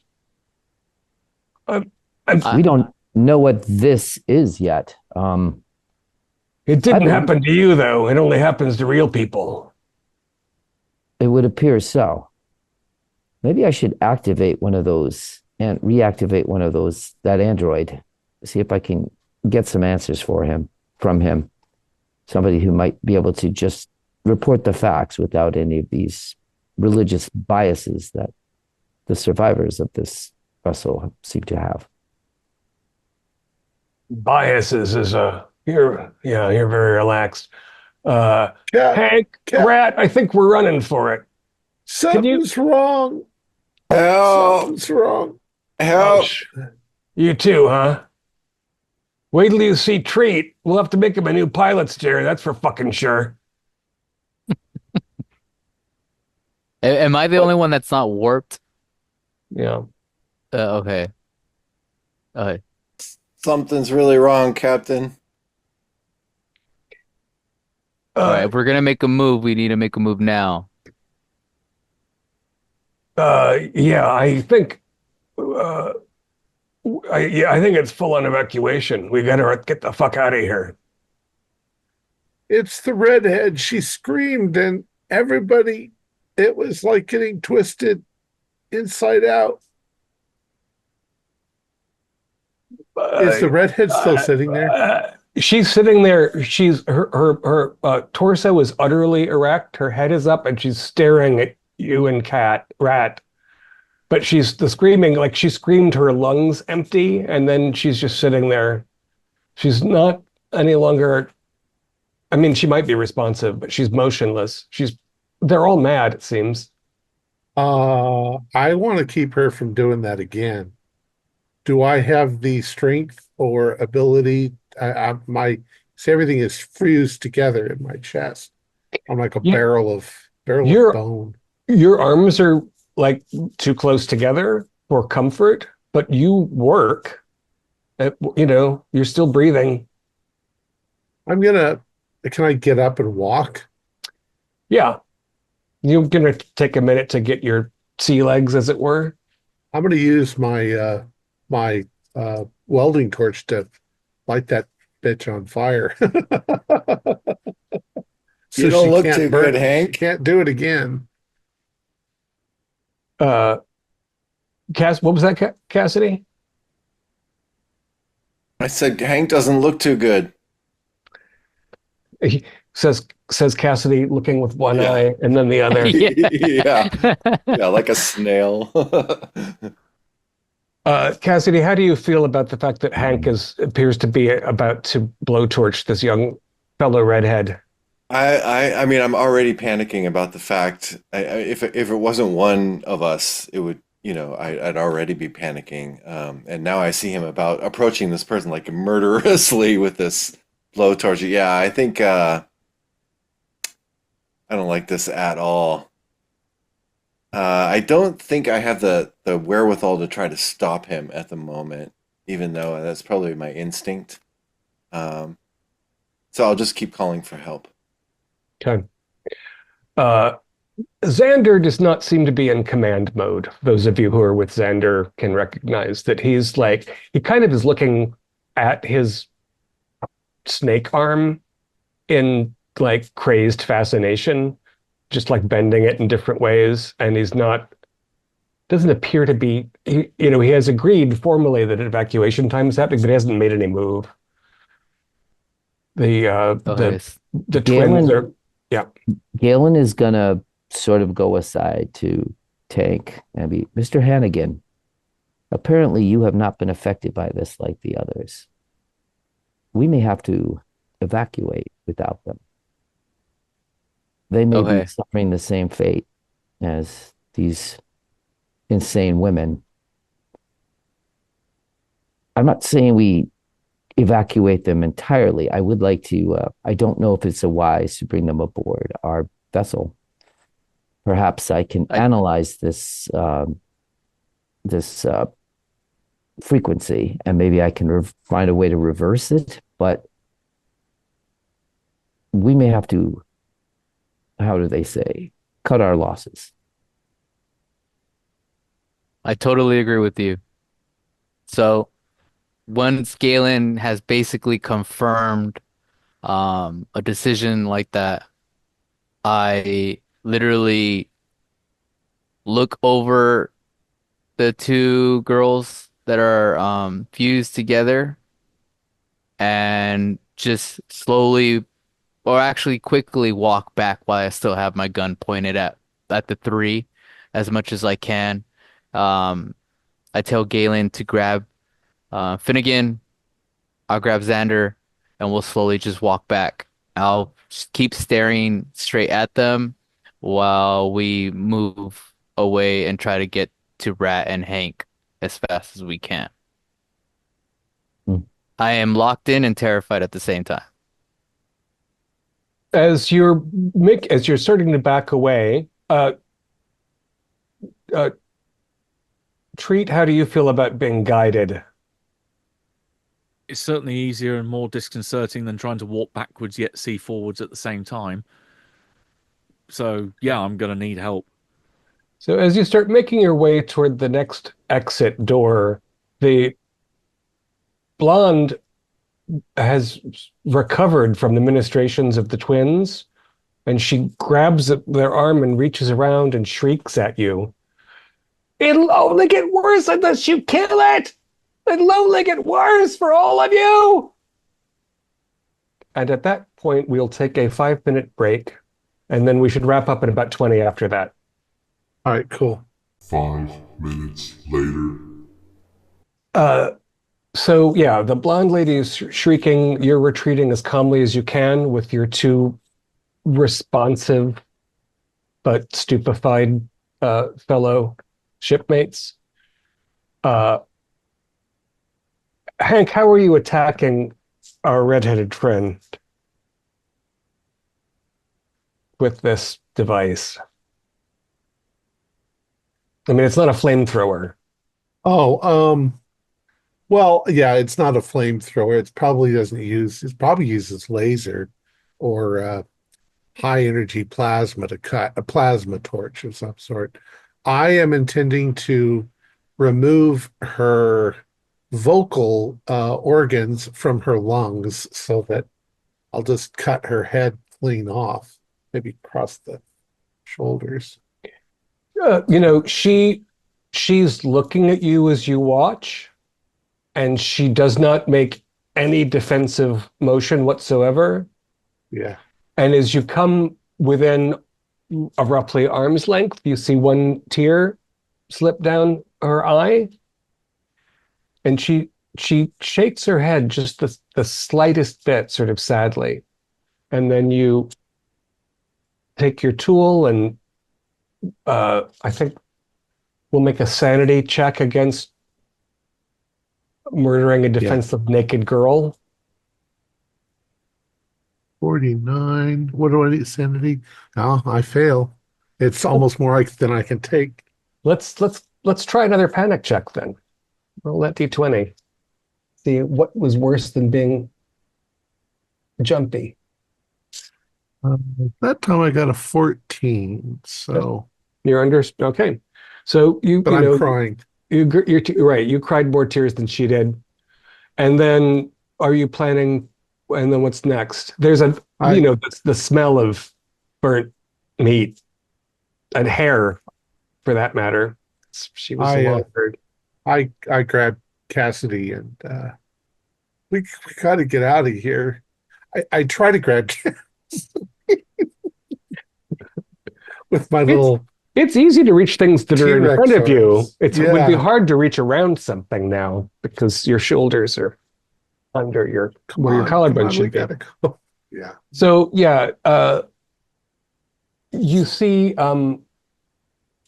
bits of her red hair are still on fire as her head slumps to the floor and her upright, rigid stature collapses as her body falls down. Okay, And you yes. start to pull Rat toward the door, and the severed head that's lying on the floor says, "Doesn't matter." That's all the air it's got. I think the smell of burning flesh and hair and then the thing speaking at me would just be too much. I would just start retching. Are we in stasis? Are we in a nightmare? This is not real. This is not real. Let's get out of here. We got to get out of here. Let's go. Let's go. Everyone is making their way toward the connection with your own vessel. And because Hank and Rat are in the sort of open, empty corridor and running around, they're going to make slightly better time than the two crew members who have to bring somebody along. But you all come around about the same time to the circular hallway that is the beginning of the executive suite of the Ascension. And as you get there, there's that little, the area where the androids' bodies were. And one of the doors to that area is open. And there's a sister you haven't met yet. And she's much bigger than she should be. She's as naked as the other sisters. She's got very short, very black hair, and her head's about the size of a basketball, and her mouth is very wide and very full of shark teeth, basically, a couple of rows of sharp needle-like teeth. And as you come toward that, she clacks them together. And she's got her hands aren't claw-like, but the flesh of her hands ends at the first knuckle, and then the rest of the bones of her fingers are elongated, and they clack along the sides of the doorway. And she just says, "No one leaves. The highest one raises and elevates you all." God, please just let us go. Back off. I'll hold up the We're all together, right? Yeah, At this point? you've clumped up. Yeah. Okay. Poor Treat, because he was being tugged along with his feet in the forward direction. It's like, Yeah, kind of looking over my shoulder at Tank and just saying, "For God's sake, make with the Daka Daka!" I'm going to have another slightly private word with Tank again and say, perhaps we should have her bring us to this higher one. It seems that a couple of the sisters felt that the only way to end this was to end this thing, and perhaps we could pretend we're going to meet with them, and then, well, we could all open fire, perhaps, and end it. At the risk of our own life. No. I don't. But it would be basically just you and me, if everyone's already pretty much warped out. That is true. Do you think we should we just abandon everyone to their fate, or should we try to end this? This is not a situation. It seems like eternal suffering.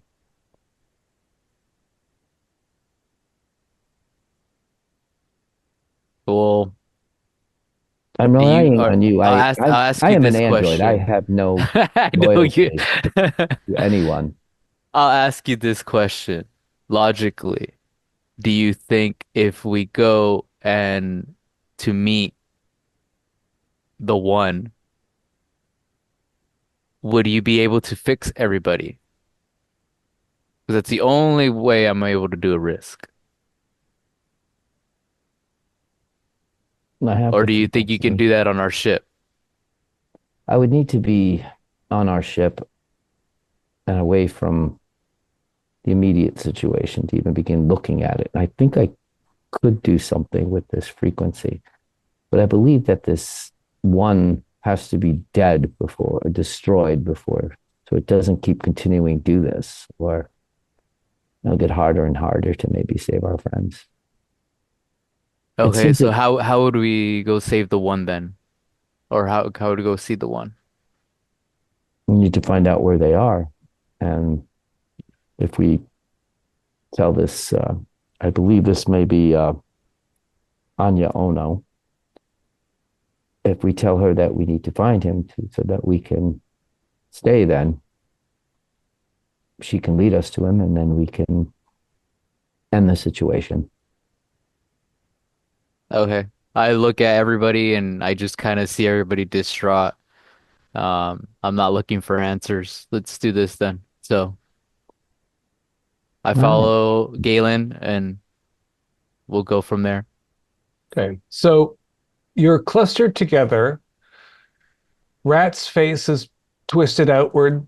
Hank's chest is caved inward. Treat's head is run backwards. The giant naked lady at the door is clacking her jaws together threateningly between you and escape from the ship. How, Tank and Galen, do you announce that you're moving deeper into the ship again? Or do you just leave these guys here? And I want to say, since Galen's an android, he's strong enough to kind of still hold on and direct Finnegan, Xander, right, along with us. I could do and this. I feel like Hank and Rat, since they found us, they were able to kind of handle it on their own, so they're able to follow us too. All of you, we need to get the fuck off the ship now. Galen says we have to actually we have to go find the one. It's how he'll figure out the frequency.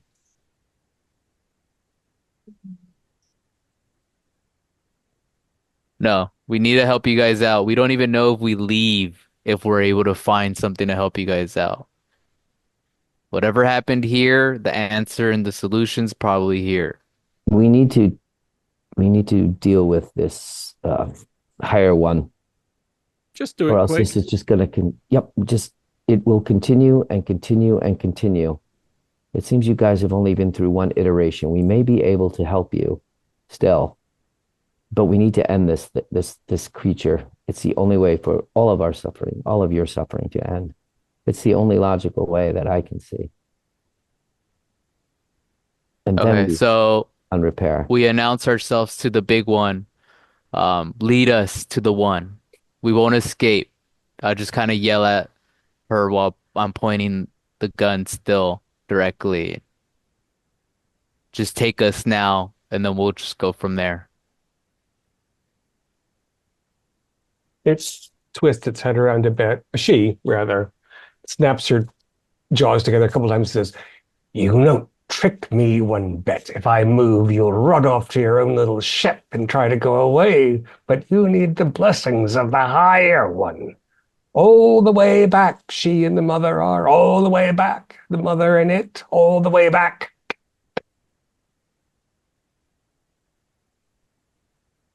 Can you lead us to the one?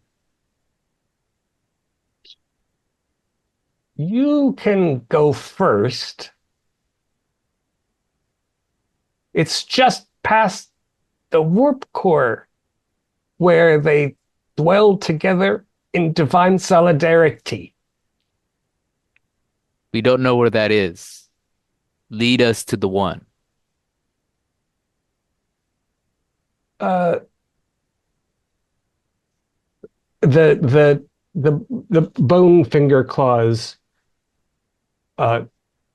point toward Rat and Hank and said, "They were almost there. That's why they heard the cry first." I asked Galen, can you trace where the frequency was at when it first started? It seemed Started with that redhead to emanate from that screaming. scream, but it was as if it were amplified through the unfortunate sister down there. There was Can something you else. lead us there? There was something that was drawing power.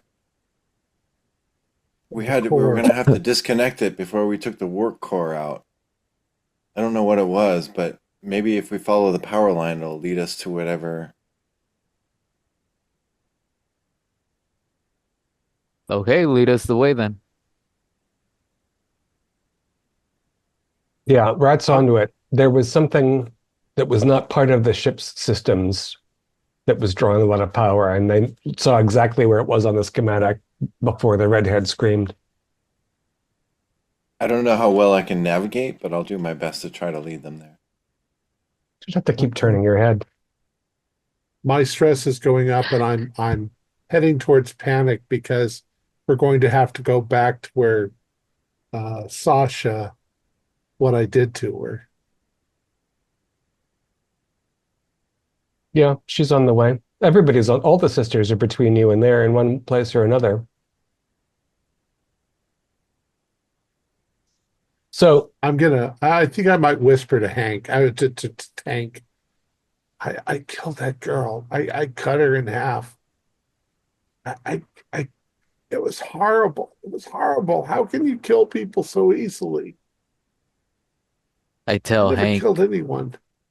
are you sure you killed her? Because I smacked one pretty good over there and she came back. I cut her in half, and she could still talk. It was Well, we'll see when we horrible. get there. So as you make your way, the most direct route is the outer channel, instead of weaving your way through the residence areas. The conjoined twins come out and say, "We're still evacuating. Are you taking us with us? Don't pay any attention." And who's going to carry Marjoram? Someone has to carry Marjoram. She can't walk these days herself. She will again. Everyone changes. And they sort of trail after you as you march with will toward the aft of the ship. And then Denton, the blonde, trails after them. And her jaw isn't on right. It's about 15 degrees. So it's a little hard for her to be understood. But she said, "Will you do it? Will you do it? Will you end it?" And then when you reach the other side of the sphere and cross over toward the warp core, the redheaded woman is standing there, and her head's at an angle, and there's, a broad sear, and instead of one tear, she's just tears are pouring down her face. And behind you is clacking away that the shark teeth giant lady also has some extra legs, so she's sort of uses the walls as well as the floor to propel herself forward. And she's praying, she's muttering prayers through her wet, clacking mouth. And about 30 paces past where you met the redhead, there's the next segment that separates the warp core from the reactor. And where there should just be connective tissue of the ship, there's a black ceramic-looking sphere. And from that black sphere, extend upward the arms and upper torso and head of a woman, rather beautiful woman, whose head is lifted upward in communion with God knows what. Her eyes are almost fluttery closed. And the ceramic sphere that she's coming out of pulses weirdly. Galen, it's giving off signatures that are not normal. I believe we have found the object. And the clattery mouth sister behind you says, "Pray to the highest one. Pray to the highest one. And be eternal."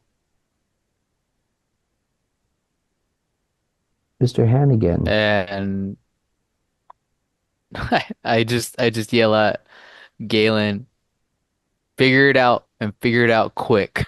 Mr. Hannigan, we both have our laser rifles. I suggest we aim them at that black sphere at the bottom there, because I believe that is the source of our problems. All right. I don't even hesitate or think on it. I just immediately do what he just said right now. Perfect. Everyone, again, please make a sanity check. We never should have come here. That's with the D20, right? No, that's a D100. The panic check is 20. I passed my first roll of the game. Woohoo! And I do think that if they fire on that thing, I'm going to whip around and put my torch right into that shark face thing's face. Fire it. So Treat passed. Pass. Galen passed. We're having a hero moment. Passed. That's really exciting. So instead of the next shock wave of mutation passing through all the organics, you can do as you will. The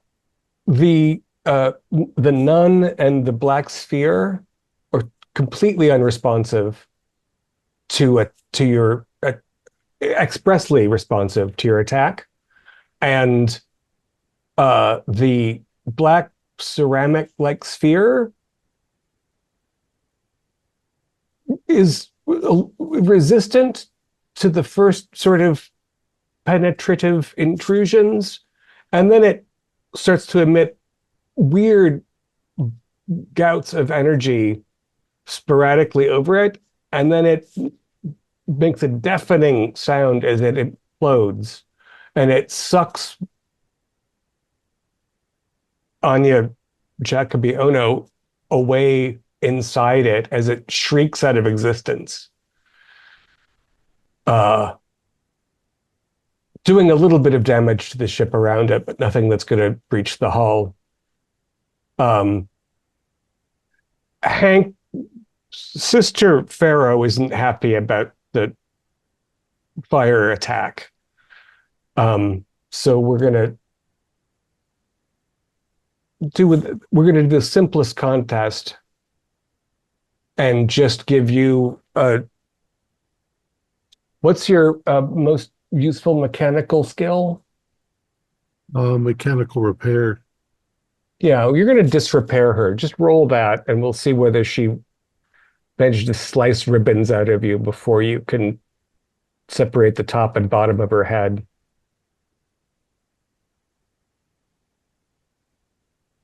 90.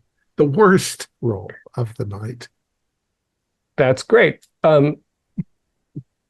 You bring it up and you hesitate because of the redhead just for a moment, even though this one is so horrible. And as you begin to fire, the long bony tarsal bones rake through your weird new torso and take you to the floor.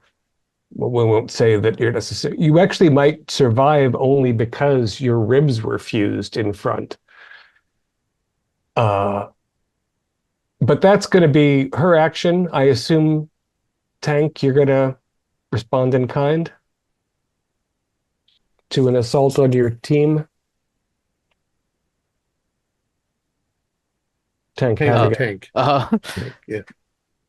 Yes. I would just literally aim directly.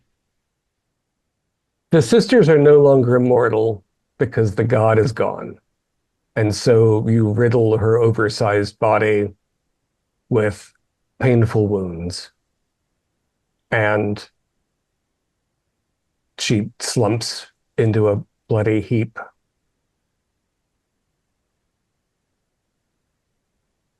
To the aim of not further tormenting Matt with the wee hours of the morning, as you make your way back out of this ship, you find that the redhead follows you quietly, crying, but muttering thanks. And the blonde has already managed to kill herself with a sharp piece of pottery. And the conjoined sisters are sitting on the floor, huddled together in a kind of complicated shared fetal position, weeping. And you can rejoin the Marianne, and you can sever the physical connection to that ship. And you can tow it because the warp core and reactor are in good shape, and there's teak and other valuable properties. But you're not going to find it easy to walk around in public. Treat and Hank and Rat. The dead god did not undo what it had done. And that, my friends, is the tale of the Starship Ascension.